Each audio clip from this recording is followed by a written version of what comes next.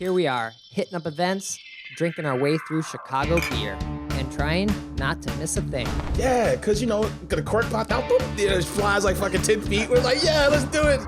All you have to do is add some fruit, stir it up, and ride that milk-shaped wave. Whenever I see him, I gotta take a photo with the most decorated brewer in Chicago, Jonathan Cutler. It'll be like the stuff you hear. You ever go to, every time you go to Floyd's, all the music sounds like this. Raw, raw, raw. Sometimes you want a small beer, but really, you want a big beer. You gotta take in all those big aromatic hops. Hey, what are you doing this weekend? Waiting in line for a bottle release? You should have never been a fad. The black IPA is delicious.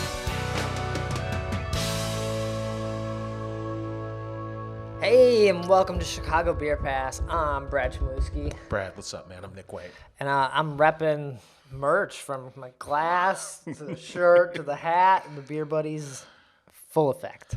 Never seen you look as good as you look right now, Brad. I'm not gonna lie to you. But... White sweatshirts are dangerous. Oh man, you kidding me? I couldn't. I'm gonna spill on it just right now. You can't sit at your desk and wear a white hoodie because coffee's gonna be on the side of the mug. That's gonna drip down. And you're just like, oh, it's over. I will say this: you have the thick laces in your hoodie strings. The thicker, the better. So I'm admiring the ultra thick strings on your hoodie there. Okay, nice. Yeah. But enough about what I'm wearing, because if you're listening to this, you cannot see that. But we are also drinking, and we are drinking big. We might as well just have some whiskey out here. Yeah, I was surprised when he opened the second one. Laser Brain from Goose Island. A double dry hopped EDM craziness of a beer. Man. So 9.5%. Strata and Meridian. These are hops I've heard of. I couldn't give you any descriptors on these hops, though, Brad. But this is a monster beer. If there's any tropical notes, it's behind this wall of, I don't know, booze-soaked peaches. What's going on? Yes, yeah, but it doesn't feel. It doesn't feel boozy. It feels big. Yeah. You need to take it easy. You feel it, but it's not burning. It's very enjoyable to drink. You just know you're in trouble if we keep this up. If we finish the 4-pack, we're in trouble. Which, to be fair, sometimes you want to be overwhelmed like that. Right. How hard was your day? Right. And it's bring it on. But I feel like I'm going to have a hard time getting through one, so we'll see how I go. But it's tasty. Big beers from Goose. I had never seen this one or heard of this one. It reminds me of the time I picked up Suffolk County Stout a year or so ago. Talking to Mike, and I look over and there's 7 IPAs on draft at Goose, which was kind of surprising. Okay. This is around the time they did the collab with Larmis. Oh, nice. That's right. So and the bird in the hand. Yeah. One too. Yeah. So they spent a lot of times on IPAs. Okay. So those were kind of hazy. This is not a hazy. This is a big. I think it's hazy in the type of juiciness they're going for, but looking at it, it is not a hazy beer. Right.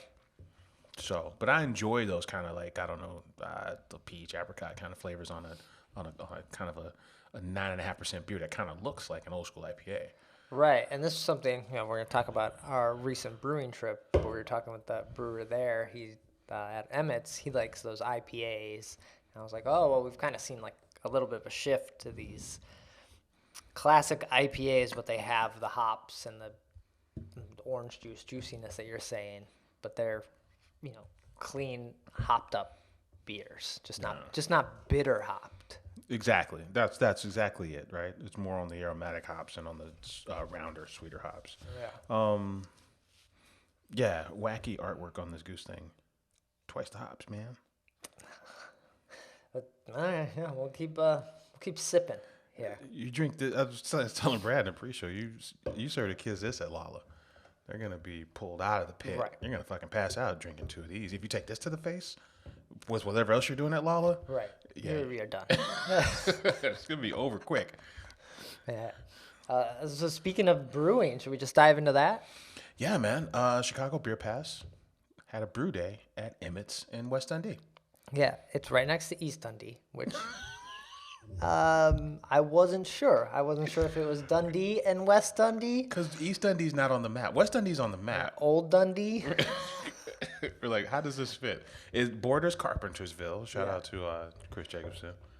Yeah, I think that because there's Aurora and there's West Aurora. There's a East Germany. There's a West Germany. Maybe East Aurora. There's East Aurora. Maybe not West Aurora. I have no There's fucking East idea, Aurora man. Okay. and Aurora. Out yonder. Yeah. On the way back, I think 56 good hard minutes back. Right. Right. But it is real close to Moore, which we did stop in after our brew. It's close in the suburban closeness. How suburb folks say everything's 10 minutes away. It was close like that. It wasn't actually close. The other spot that wasn't open yet, the bar and or blue and gravel, or what was it? No, I think it was black and gray. Black and gravel. I thought it was two colors. I thought it was one color and like a rock. We are horrible. That's in East Dundee. That was right on the other side of the river. It was Fox the nearest. River. It was the nearest pub. I mean, the nearest brew pub. Right. Yeah. But they weren't open until 3 o'clock. And it didn't make sense to go to. Let me see if I can find it. It didn't make sense to go to like a bar. We wanted to go to another brewery. Yeah. So we made it out to Moore and met up with Chris Jacobson out there for just one, and we knew we were quite a distance from home, so we had to just get the one and head back. Black and gray brewing. Black and gray. Yeah. Okay, so it is two colors. Brad comes to scoop me, and we legit get there at like 7:47 in the morning. Yep, to West Dundee at Emmett's. Yeah. Go up, and the brewer, he's like, "All right, you guys are here." And it's like an hour later than I start, so I'm like ready to go. Yeah. They got they definitely have 7-barrel fermenters. I feel like their system might be like a 9-barrel system because we had some runoff. Yeah, I forget what the system. Yeah. But nice, gorgeous copper tanks, and this is the oldest Emmett's, the original Emmett's. Mm-hmm. They had 4 locations, now they got 3. Wheaton had to close, and apparently this spot's been around since '99. Okay. And then the guy who started Crystal Lake Brewing was the original brewer at Emmett's, this location. Nice, yeah. So, yeah. And this wasn't the one you went to a few weeks ago that we talked about on the pod. Downers Grove was the that Downers Grove one. Okay. The closest one to the city. Okay. No. But yeah, we roll up there. We discussed a little bit about the ideas what we were gonna brew, but we didn't confirm anything. No. And it's like, yeah, you guys suggested a black IPA. Let's do that. Yeah. All right. So we dove right in. Mm-hmm. I think we started our day with just going to grab raw ingredients. Yeah, we picked out the hops. We had to go. We went Amarillo because we're classic old school IPA drinkers. Man, and then I think Warrior was the other hop, right? So these will be the hops, both bittering and and dry hop. Yeah, will be those 2 hops. Yeah, and I couldn't agree more. It just made sense. I think Warrior was something that he likes working with. Right. And then Amarillo was right up our alley. So we're like, hey, we're done. If it's a 2-hop thing, we're done. Let's go. Yeah. Yeah. And then we used the dark malt. We had mixed some rice in there with because the grain the chopper or grain miller, the grain mill. He said it could get stuck with too many dark malts, so you mix in some rice in there to kind of like thin it out a little bit. Something I didn't know. Mm-hmm. Yeah. So we use 2-row, we use this chocolate malt, and then these rice hulls. Mm-hmm. Yeah, which are literally just like the husk of rice. It's kind of bizarre. Okay. So Brad's bucket has, I think, the chocolate malt and the rice hulls, and he's kind of got his hands in. He's kind of working it all in together. Yeah. And I think my bucket just had the 2-row, so I just get to dump that. And then that's when he broke down that the rice hulls and what they do. But yeah, we got the boil going, and once that was happening, it was time for beer. Right? I think that was 9 o'clock then. Yeah. So we got 2-row, chocolate malt, flaked barley, and roasted barley. Okay. Yeah. Just looking at our brew log here, because we're brewers. Oh yeah. But yeah, once we had the boil going, there's not much to do as you wait for that to happen. So I think, being guests, we just decided to get some beers. Yeah. I think it was fun to kind of use like the actual brew paddle, right, and just kind of stir it a little bit. Super fucking hard to do. Yeah. But yeah, once that gets going, I think we go to the brew pub, and then we tried like 5 or 6 beers that they had on. One from a friend that he's brewing there. We had Zollers. Hal, yeah. Zollers. What was it? Modeled after Two Hearted a little bit. Yeah, they call it a West Coast IPA, and then said it was modeled after Two Hearted. Yeah. Some sort of stout and another one that I can't remember. Yeah. So, I think we're the third crew to come out. Well, Hal came out. Then Zoller went out, and then we went out. Yep. So, yeah, I think he poured those beers. The nitro beer. He said something interesting about nitro. It's like how it's like you'll know you have to change out the nitro tubing when you hit the nitro, and then it doesn't. The bubbles don't change like you want. Oh. Which I didn't know that. Like, I didn't understand the maintenance required on a nitro line. He called it a membrane. Oh, right. So it like eats away at it, or like. Right. Yeah. Yeah. So that was interesting. So we had those beers. Then we went downstairs and tried more beers from the holding tank. The boil takes a while. Yeah. Because I think you probably go an hour in the brew kettle, right? Then you transfer over to the whirlpool. You got to get that up to temp, and then you got to add your bittering hops. That's like another hour. That's 90 minutes, right? So now we're at a 2-hour thing, right? So yeah, so we're drinking, I really enjoyed his. I think it was the stout that he's gonna put in GABF competition, maybe. FOBAB competition. Might have been FOBAB. Yeah. Okay. Yeah. That stout was really nice. Different from the nitro stout we had upstairs. Yeah.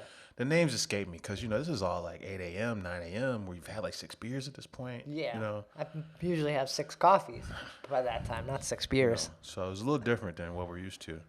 But I really enjoyed that stout, and I enjoyed the IPA we drank downstairs too. Yeah. I tell you something, man. One thing I noticed, he talked about the Black Prince malt, because the beer downstairs had like this really nice kind of, I like to call it like a chocolate milk colored head, right? Yeah. And a really dark kind of really jet black, clean looking fucking body. And he said, that's the Black Prince. And it looked really nice in our little taster cup. Yeah. The problem with us using the Black Prince, though, was that it would have imparted too much roast for a 6% style. Right. So we opted for the chocolate versus the Black Prince. But I noted, like, hey, if you want that super jet black, Black Prince is where you could have went there. But yeah, we also opted to keep the ABV a little lower. We're not laser brain here. We wanted something a little more sessionable. Yeah. Because we felt like the black IPAs, people already think they're going to be bigger or fuller body, Yeah. So 6-7% made total sense for that. Mm-hmm. Yeah. So. But it was a good day, just a long day, like on our feet, both people that, work at the computer all day, up and down the ladder, moving tall and shit. They got an old school joint, 7-barrel fermenters. Brew house is on a deck. It's a brew deck with the copper. So you mash in, whatever the phase is where you dump the grains in. So you pour the grains in on the first level, but then you go upstairs and watch it all fill in the tanks. Yeah. A lot of up and down. Right, and then you have to take out your spent grain basically one trash can at a time, which is kind of a pain in the ass. Yeah, there's I think they talked about. Well, he was a brewer at the brewery in Aurora with the initials BCGC or something. Yeah.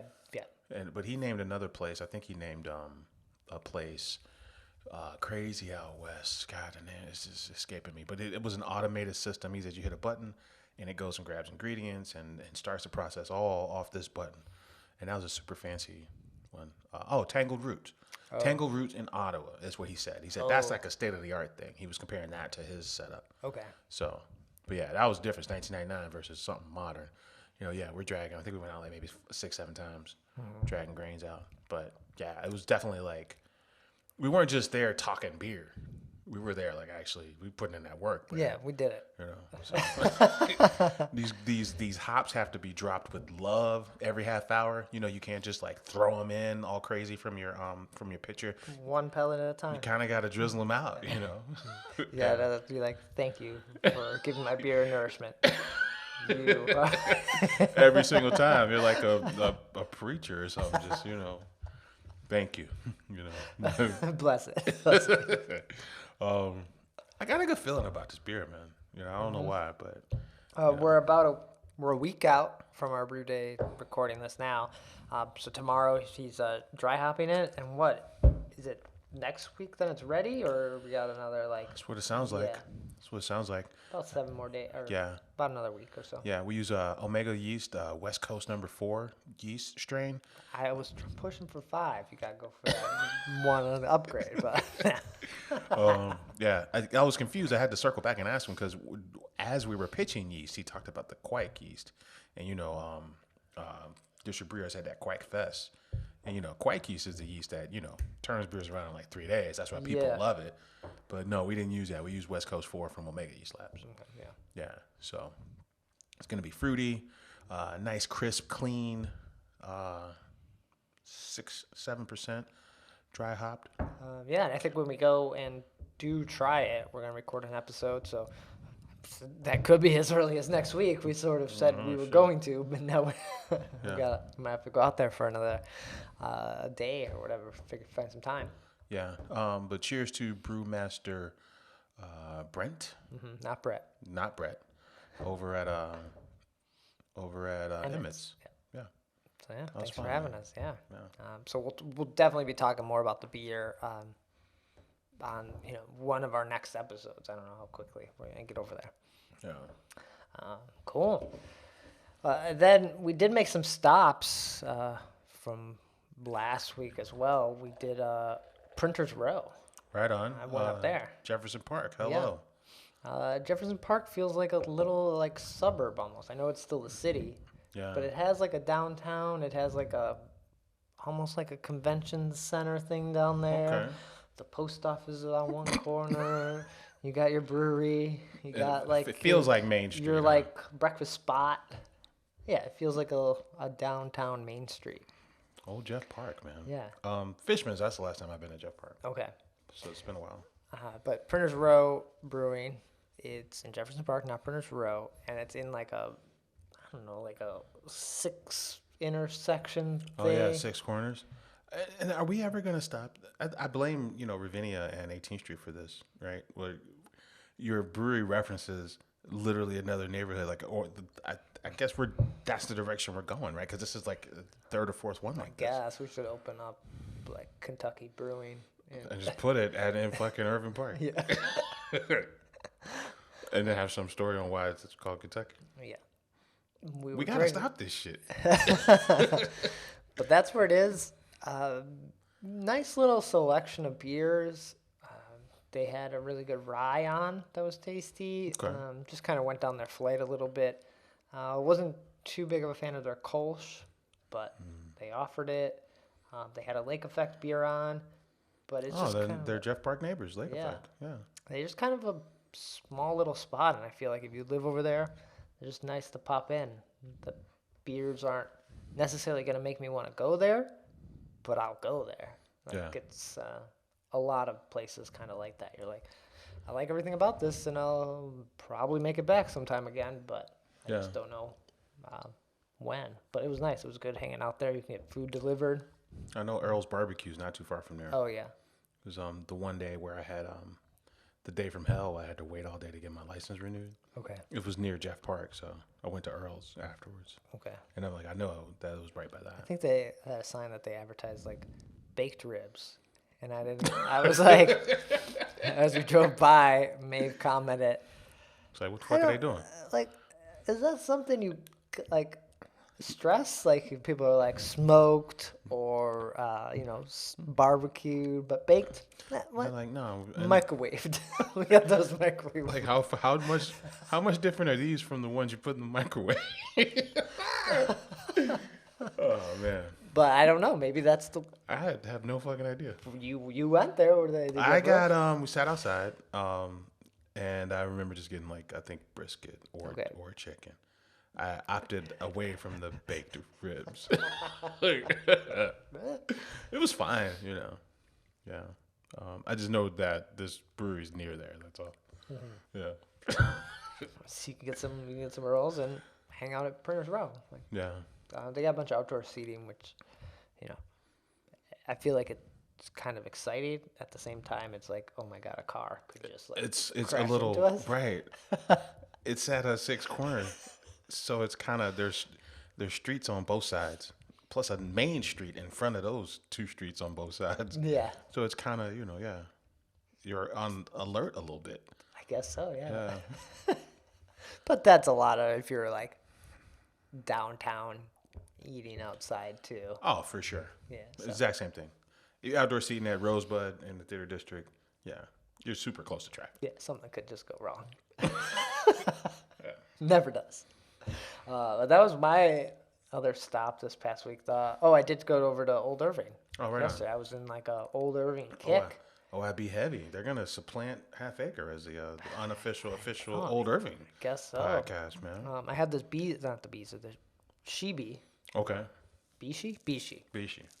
It's tasty. I got some more cans, so maybe we'll do Bishi, like the brewery and your favorite. Oh, Banshee. Oh, like Banshee. Because your favorite brewery in Logan is called Bishi as well. That beer's great. I have some other cans, so maybe we'll do a video for YouTube. Right on. I like OIB, man. I just like their vibe, man. And I got over there. I got to try the bees juice. Right on. I went little taster. It's big like this. Yeah. Yeah. It's better. It's way better than this. Like, it is nice. It's really good. But it's 9.5%. Right. And it's just one of you. Fuck your whole evening up. You're like, I had stuff I was going to do. Now I'm just in drink mode because I had this 10% beer. Here we go. That's now. That's kind of what's happening right now.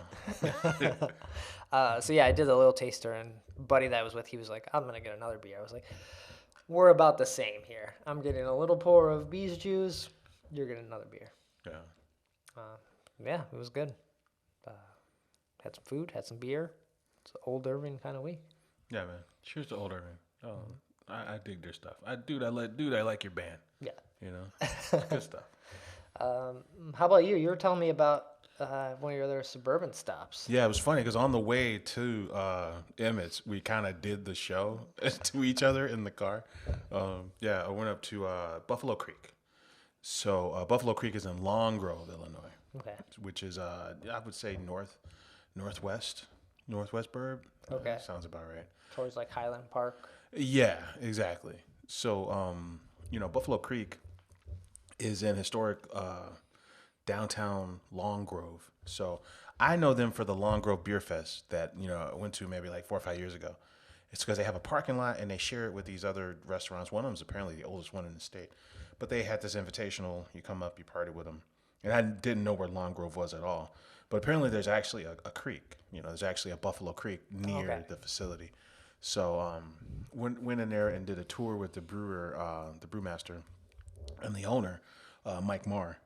So Mike is a guy, I think he's got a tech finance background, and this was kind of like his retirement job was to start this brewery. Oh, okay. So it's in a really cool space. It's a standalone building that kind of looks like, I don't know, it looks like a rustic kind of farmhouse, right? Kind of like, basically, with like a killer backyard, like just a ton of space. It almost feels like a concert venue. They say they could put like 2,500 people in there on the weekend. Oh, wow. Wedding venue upstairs, gigantic ass backyard with this big forest behind it. And then they're brewing. They got a 15 barrel system. I want to say maybe like 45 for 40 barrel tanks. Okay. Pretty good size operation. A lot of good natural light coming in. It's a cool spot.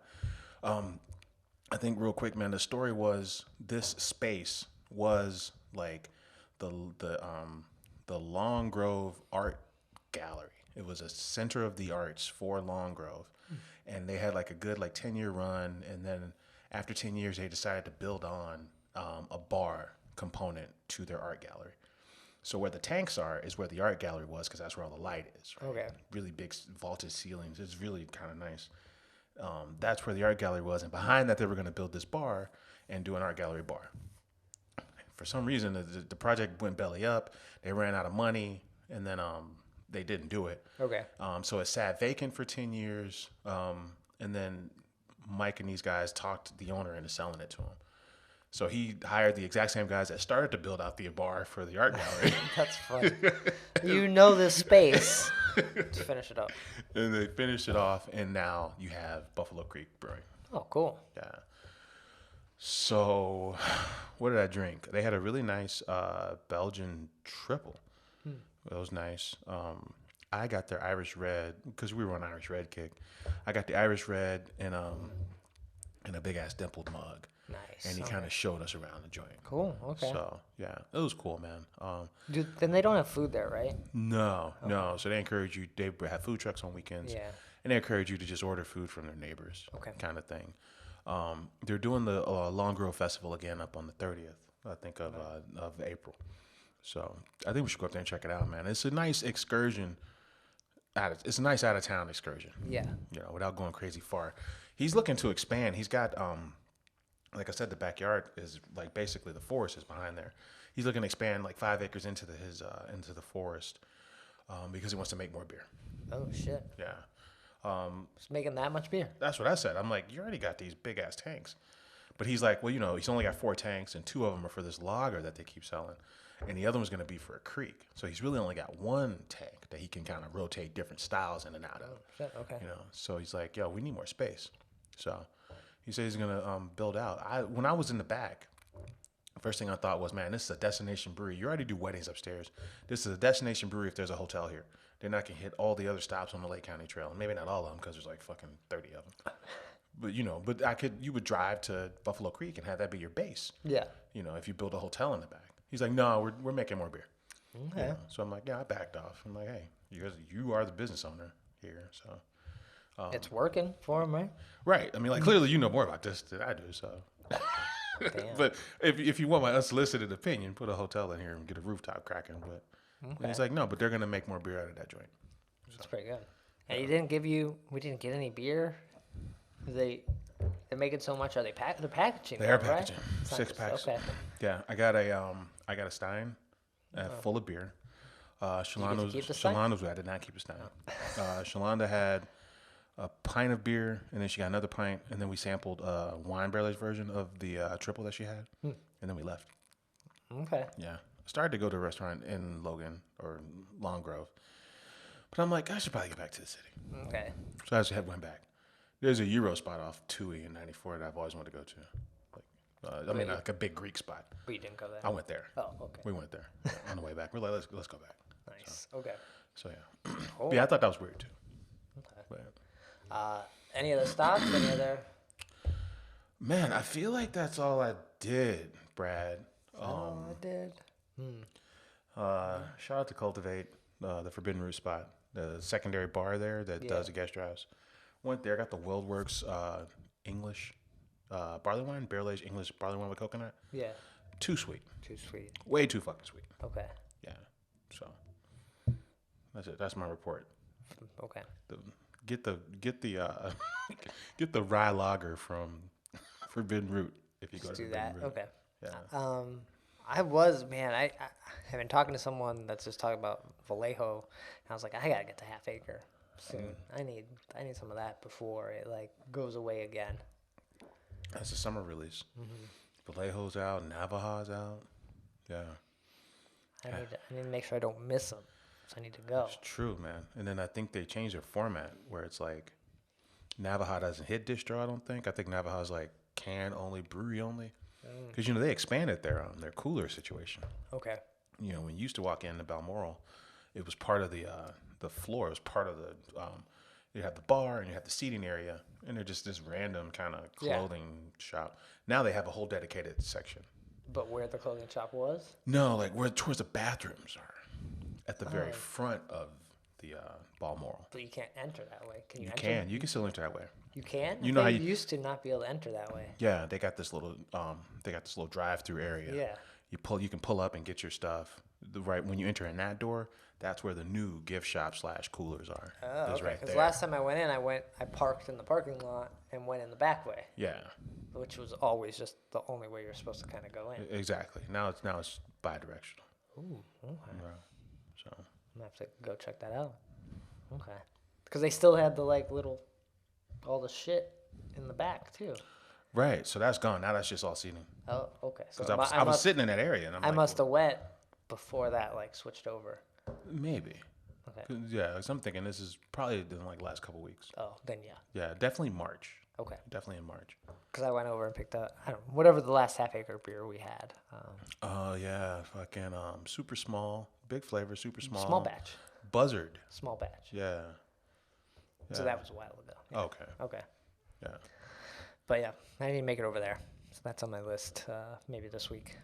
Right on. Oh. Yeah, I don't know what I'm doing this week. Okay. Yeah. But yeah, we're going to be recording the episode with Brent at Emmett's. We've also got Dan from Around the Bend, hopefully coming up next week. And then the following week, we have the brewmaster at Goose Island, Clybourne. Oh shit. So I like sprinkling in guests, man. You know, I was telling you earlier today. You know, there's this program. I think it's a Google program, and they were asking like, "Hey, tell us your 30-second pitch, and then tell us your 2-minute pitch." But in the 2-minute pitch, I haven't done it yet because I got to give them an audio snippet. Oh, but in the 2-minute pitch, I was saying like, as a demo, I was like, "Yo, we've interviewed the oldest breweries in town. Yeah. You know, and that includes your Goose, your Rev, your Half Acre, Peace, Metro." In a lot of cases, we were on site or they came to us, but the oldest breweries in town is like a key feature, I think, when we talk about like the show in an extended explanation of the show includes that, I think. yeah, it does provide a little bit of drunken Chicago history in a sense, right? Like it's like a snippet of Chicago through the lens of drinking, but there's a lot of history. Right. I mean, and then, we come from like these older kind of platforms and then, we come together on this, but it's like, yeah, when you look at it, us individually, that extends really far back, man, like over 10 years. Mm-hmm. So yeah, it's a good perspective and it's a very like, direct kind of perspective. Nice. Well, cool. So that's coming up. And then there's a few events on the horizon. We were talking about the one up in Buffalo Creek. Yeah, that's the Long Grove Beer Fest. That's April. That's 30th. end of April. April 30th, end of April there. And then there is some sort of whiskey one, right? Yeah, the Will County Beer and Bourbon Fest, Brad. Bourbon. That's Saturday, May 21st, which feels like Mother's Day weekend, maybe. I don't know. I think Mother's Day is May 2nd. Okay, I don't know. We got to figure it out. You can't show up empty-handed to go see Mom. This is the Hollywood Casino, Brad. Yeah, so general admissions 50, VIP 75. The Joliet Bourbon Club and local breweries. They're going to raise funds and build a home for a veteran in need of affordable housing. Okay. All proceeds will support the Will County Habitat for Humanity. Nice. Okay. Oh, and then and the House Beer and Bourbon Built Initiative. Oh, so it's a fundraiser. Oh, nice. Okay. Well, how about that? More reason to go and support things. Another Out Yonder trip. Yeah, so I think we're gonna try to figure out how to make it down there. Yeah, I think we should show up to this. See what's going on. I've been to Joliet maybe once in high school and then once to see my kid do some cheerleading stuff down there. I know the drive is kind of long. Can't you take doesn't the Metro go there? The last stop is Joliet. Yeah. Yeah, off the Heritage Line. So you start at LaSalle Street Station. The last stop is Joliet on that line. That's an interesting move. That's a tee up right there, bud. How far is it? Joliet's a city. Like how far is this thing? I bet it's like across the street from the train. Probably. What's at the casino, right? Yeah, how far is casino from the train? I don't know. How big is downtown Joliet, right? It's a city, man. It's like Aurora's a city, Naperville's a city, Joliet. I feel like the train's got to let you real close to the downtown. In our world, you get off this train and fucking, it's right Just there. walk into the brewery, yeah. That's the only scenario that makes sense. Yeah. And you can drink on the train, but I don't know about pre-gaming all the way to Joliet. Probably just all bets are off. But if we take this train, yeah. But then you get to sleep the whole way back. That's gonna be good. That's gonna be like old times, right? That might be the way to roll that. Because it's Joliet. It's gonna take you fucking, I don't know, At least hour and a half. Sounds 90 minutes ish, right? Yeah. Definitely sounds like a 90-minute thing. Yeah, I'm down to check this out, man. Okay. Yeah, so we'll include a link to that, but yeah, get your tickets, check it out as well. Then up in June, I know it's pretty far out, is the Mundaline Craft Beer Fest at Tighthead. Right on. I think it's at Tighthead, yeah. Right on. I think I've heard about this before. I think it went away the last couple of years as, everything did. And so it's back now, June 11th. They got a good parking lot. Yeah. They got a space built to do a cool party. Right. Yeah. And I haven't had a Tighthead beer in, I don't even know. I can't even remember. It's been a long time. There's a bar at Irving and Pulaski right at the corner there, and they randomly had Irie on draft there. Okay. I got it there. But yeah, it's not a regular occurrence. Okay. Nice. So those are some events. Anything in the news or? There's a little bit in the news, man. Workforce out in Plainfield is in the news. They have a barrel-aged stout release on April 2nd. It's called the Barrel Den. Putin is a douche. Okay. Barrel-aged Imperial Stout, 11.6%. Okay. Yeah. So this is a portion of Saturday. these. That's Yeah, those sales will be given to the Ukraine relief funds. There's two funds. One is Sunflower Peace. The other one is the Ukrainian Direct Relief Fund. Okay. Yeah. So that's in the news. Looks like they've got two different colors of wax too. Oh, for the flag, the colors. For the flag. Yeah. Also in the news, the good folks at Goose Island have a collaboration beer with Microphone. Ooh, okay. Yeah, it's called Double LP. Now, this says side B. That's what that says. And that's the microphone. That's microphone holding that can. I'm showing Brad the can. So I assume this is going to be like the Phase 3 thing where there's probably a side A. A 1-in-1, yeah. From Goose. Okay. Yeah. The microphone version is English barley wine aged in 10-year-old Buffalo Trace bourbon barrels, 14.5%.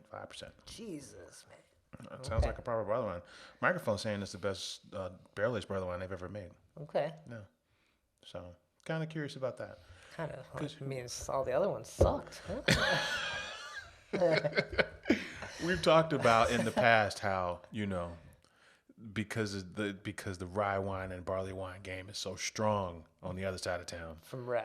That, they kind of ran their largest competition out of business on the barley wine, wheat wine side of things. We often joke about that being the case. So I'm kind of curious to see how this plays, how it ranks, and we've got a bunch of stuff from Rev that we can run it against. Right. See what it tastes like. So, okay. But yeah. So, that's cool. Neat to see Goose doing these collaborations and, keeping that going and just connecting with other breweries in Chicago or Illinois. Old Irving. We talked about Phase 3, Alarmist, Microphone. Mm-hmm. Yeah. Good for them. For them being the oldest crew in town, they're not stiff. You know, they invite everybody to party, So I salute them for that. They're not snobbish about it. They party with everybody. Yeah. So fun. Yeah. So we'll have to keep an eye out when that's out and the Goose version. You're going all in. Oh, man. You're going for it. We're here now. Laser brain, man. I don't know. That shit is, I'm like, I'm almost to the bottom. Do I want to fill this up? I have to figure out what I'm about to do for fucking eats pretty soon here. All right. I think that. Anything else? Anything we miss? I think that's it, man.